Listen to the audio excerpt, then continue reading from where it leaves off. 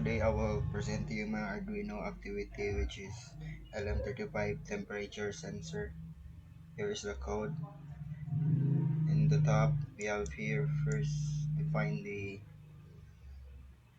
LM35 sensor.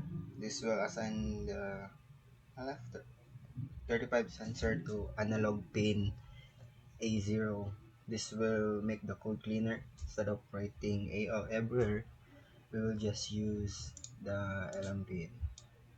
After that, we have two libraries here, external libraries needed for the display of the LCD, because without this the LCD won't work. After that, this will create the LCD object. So 0 by 27 is the address of the LCD, 16 is the 16 columns, and then 2 is the rows. That we have here variable declarations. We have float temp is equals 0, long mval is equals to 0. This will store the sensor data, and then later on it will calculate the temperature. First we have the setup function. So this will run when the Arduino start.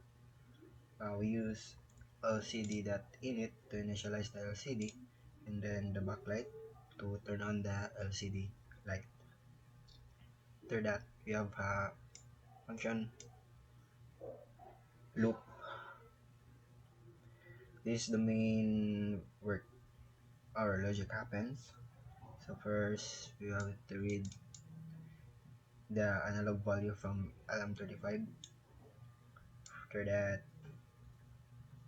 we will convert the analog value to the Celsius temperature with this formula, and then we will display the sensor name on the first row, which is LM35.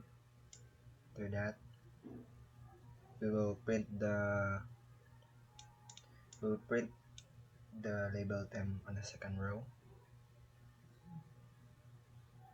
After that, this will show the actual temperature. We will show the output of the actual temperature value in unit using the C, which is Celsius. And then after that, we have a delay of 200 milliseconds before repeating. In the next clip, I will show you the output.